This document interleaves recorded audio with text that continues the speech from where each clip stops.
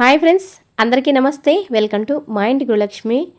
ఈ వీడియో అయితే నిన్నటి ఈవినింగ్ బ్లాగ్ అండి. నిన్న వీడియో కూడా పోస్ట్ చేయలేదు కదా, ఎందుకంటే మొన్న వీడియో ఏం తీయలేదండి. మొన్న అయితే మటక్కాయ కర్రీ, జొన్న రొట్టె అవి చేశాను. కానీ ఎందుకో ఆ రోజు బాగా ఎండగా అనిపించడంతో నాకు అసలు విసుగొచ్చేసింది అనమాట. వీడియో తీయాలి, ఎడిటింగ్ చేయాలి అంటే ఒకరోజు గ్యాప్ ఇద్దాంలే అనేసి ఇంకా వీడియో అయితే ఏం తీయలేదండి.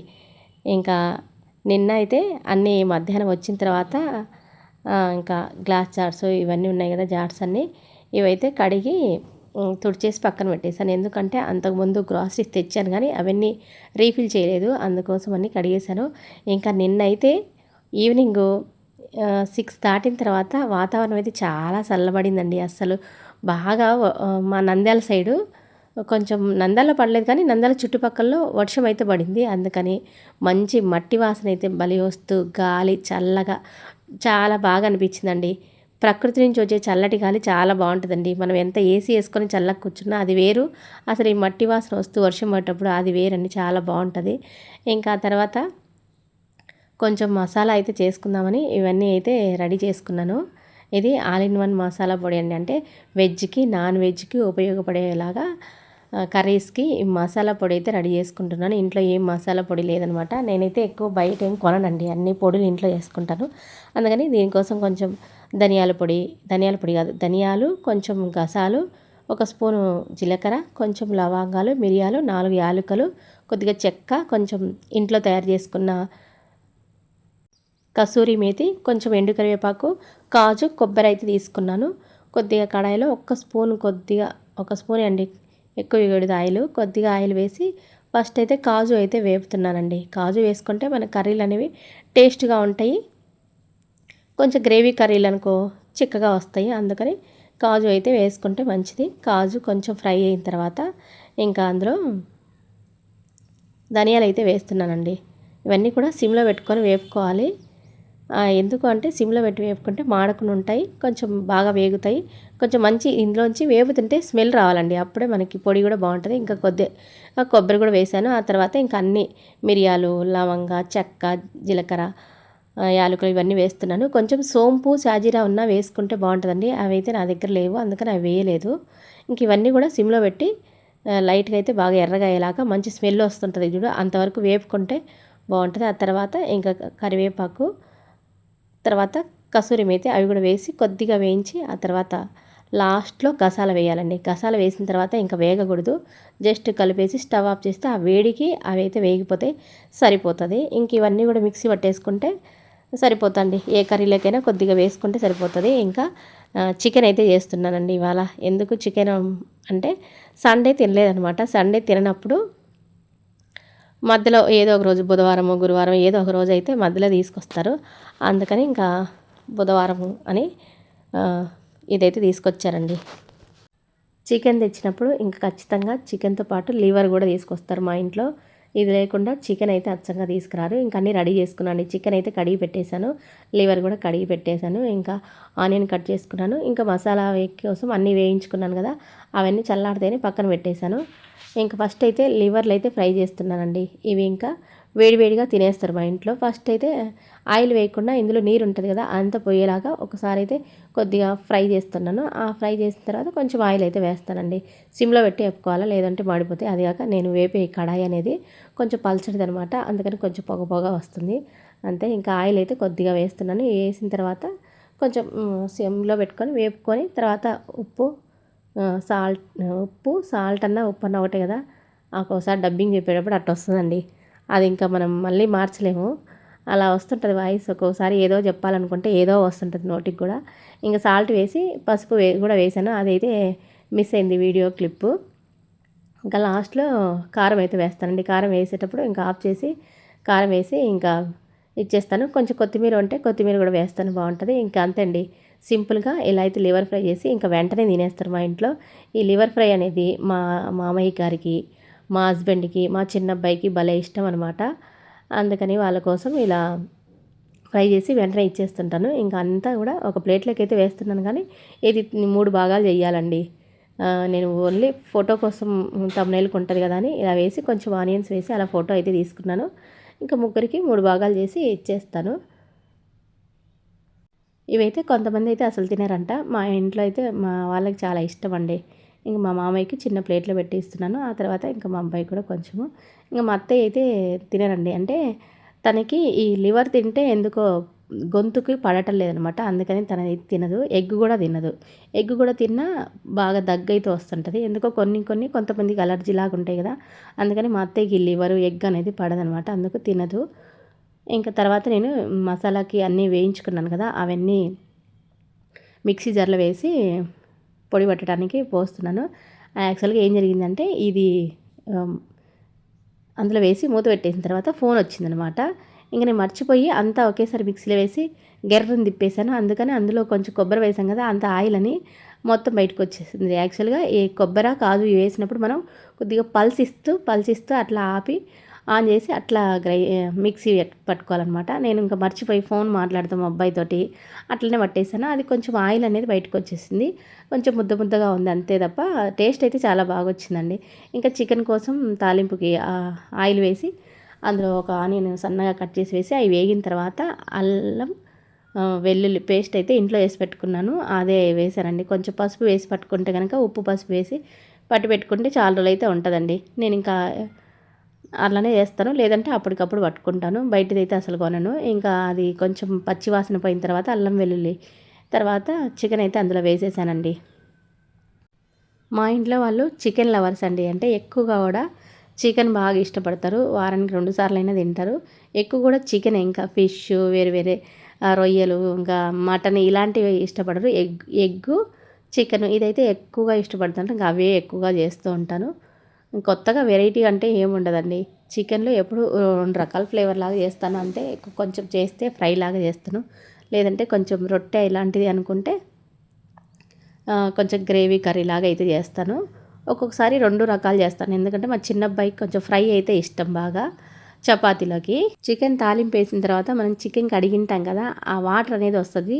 ఆ వాటర్ అంతా కొంచెం పోయిన తర్వాత హైలో పెడితే అంతా పోతది కదా! ఆ తర్వాత సాల్ట్ అయితే వేస్తున్నాను. నేనైతే కల్లుప్పే వాడతానండి ఎక్కువగా. ఏ కర్రీలైనా కొంచెం ఏదన్నా పొడి కర్రీలు ఇంకా అలాంటప్పుడే మామూలుగా సాల్ట్ ఉంటది కదా! అదైతే వేస్తాను గానీ ఇందులోకైతే కల్లుప్పే వేస్తాను. ఇదిగోండి కొంచెం ఇంతలో నీళ్ళంతా పోవాలన్నమాట.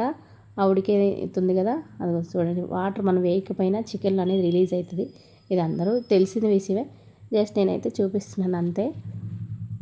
మసాలా పొడి అనేది నేను కొంచెం మిస్టేక్ చేశాను. ఎవరైనా చేసుకోవాలనుకుంటే పల్చిస్తూ గ్రైండ్ చేసుకోండి. మెత్తగా అయితది బావుంటది. లేకుంటే కొబ్బరి అనేది మళ్ళీ సపరేట్‌గా వేసుకొని అందులో కలిపేస్తే సరిపోతది. నేను కొంచెం మిస్టేక్ చేశాను. అందుకే ఆరబెట్టేసాను. తర్వాత ఇంకా స్టోర్ చేశాను. ఫ్రిడ్జ్‌లో పెట్టేసాను. తర్వాత చికెన్‌లో కూడా కారం అయితే వేసానండి. ఇంకా కారం వేసిన తర్వాత మనం ఒకసారి హైలో పెడితే ముక్క అనేది చప్పబడుకుంటది. ముక్క ఫస్ట్ మనం ఉడికించేటప్పుడు తెల్లగా వస్తది. తెల్లగా అయిన తర్వాత ఎర్రగా అయితే అప్పుడు మనం పర్ఫెక్ట్‌గా చేసినట్టు చికెన్ అనేది అది కారం కూడా మేము ఇంట్లో పట్టించుకుందండి. అది కాక కొత్త కారం ఈ మధ్యనే పట్టించాము. బాగా స్పైసీగా ఉందనమాట. ఆహ్, నాకు కొనే కారం అస్సలు ఇష్టం ఉండదండి. అందుకని ఎప్పుడూ కూడా మేము అస్సలు కారం కొనిందే లేదు బయట. మిరగాయలు తెచ్చుకొని వాటిని నీట్‌గా శుభ్రంగా చేసుకొని కారం పొడి మిల్లుకి పట్టించుకొని నీట్‌గా అదైతే స్టోర్ చేసుకుంటాం 2 రకాలుగా. ఒకటి ఫ్రిడ్జ్‌లో అయితే పెట్టేసామండి. ఒక 5 కేజీస్ వరకు కొంచెం బయటనే ఉంచేసాము. ఇంకా చికెన్ కొంచెం ఫ్రై అయిన తర్వాత ఇందులోకి మసాలా పట్టాం కదా! అదైతే ఒక స్పూన్ వేసి మళ్ళీ కొద్దిగా అయితే వేసానండి. ఇంకా అంతే అండి. ఏమీ వేయలేదు ఇందులోకి. చికెన్ అనేది చాలా బాగా టేస్ట్‌గా వచ్చింది. ఈ కొంచెం మసాలాకే. అంటే రకరకాలు వేస్తుంటాను ఇదివరకు కానీ నేను ఈరోజైతే ఈ ఫ్లేవర్‌తో చేశాను. చాలా బాగొచ్చింది. ఇంకా అందులో కొద్దిగా వాటర్ అయితే వేశాను. ఎందుకంటే మరీ ఫ్రైగా ఉంటే రొట్టెలేకి అనేది అస్సలు బాగుండదు. కొంచెం గ్రేవీ కర్రీ అయితేనే రొట్టెలేకి కానీ చపాతీలేకి బాగుంటుంది. ఎస్పెషల్లీ జొన్న రొట్టెలేకంటే కొంచెం గ్రేవీలాగా ఉంటేనే బాగుంటుందండి. ఇంకా మసాలా పొడి ఉంది కదా! ఈ పొడి అంతా కూడా గ్లాస్ జార్లోకి తీసి ఫ్రిడ్జ్‌లో పెడదామని పక్కనైతే పెట్టేశాను. చికెన్ అయితే హైలో పెట్టేశాను. మళ్ళీ కొంచెం హైలో ఉడికిన తర్వాత వాటర్ వేసిన తర్వాత కొంచెం హైలో పెట్టాలి. ఆ తర్వాత కొంచెం ఉడికిన తర్వాత టమాటా అయితే వేసానండి. ముక్కలుగా సన్నగా కట్ చేసి కొంచెం మనం టమాటా కొంచెం కొబ్బరి మెత్తగా గ్రైండ్ చేసి వేసుకున్నా బాగుంటుంది. ఇంకా నేనైతే సన్న ముక్కలుగా కట్ చేసి వేసాను. ఆ తర్వాత ఇంకా చివరి పని ఏంటంటే రొట్టె చేయటము. ఇంకా అన్నం కూడా కొంచెం పెట్టేశాను అనమాట, బియ్యం కడిగి పెట్టేసాను అన్నం లేదని. రొట్టెకి నీళ్ళు బాగా బాయిల్ అయిన తర్వాత పిండి ఇందులో వేసి కలిపి అది పెట్టేసి తర్వాత చేసేస్తాను. అన్నం ఎందుకు అంటే రొట్టె చేస్తున్నాను, మళ్ళీ చపాతీ కూడా చేస్తున్నాను. అన్నం ఎందుకు అంటే మా ఇంట్లో ఎప్పుడన్నా అన్నం లేదనుకో ఆ రోజే అన్నం అడుగుతారు. అంతకుముందు రోజు మా వారు నేను రొట్టెలు చేశాను, కర్రీ చేశాను, ఇంకా అన్నం లేదు, కొంచెం కూడా అన్నం లేదా అని అడిగారు అనమాట. ఇంకా అందుకని ఇవాళ మళ్ళీ అన్నం అయితే కొంచెం చేస్తున్నాను. ఎందుకంటే కొంచెం పెరిగిలేకి, లేదంటే కొంచెం ఇష్టమైతే మా వారు రొట్టె తిన్న తర్వాత మళ్ళీ కొంచెం అన్నం అయితే తింటారు. సరే అని కదా అని కొంచెం అన్నం అయితే వండానా, అసలు పెట్టించుకోలేదనమాట. ఇంట్లో అన్నం లేని రోజు అన్నం తినాలనిపిస్తుంది. నిన్న అన్నం చేసి రొట్టెలు చేసి అన్నీ చేసి పెట్టాను, అన్నం అస్సలు పెట్టించుకోలేదు. లేని రోజు కరెక్ట్గా అడుగుతారు అనమాట మా వారైతే. అందుకని ఇంకా అలా చేసిన అన్నం అంతా మిగిలిపోయింది. ఇంకా చికెన్ అంతా అయిన తర్వాత కొత్తిమీర అయితే కొద్దిగా వేసానండి.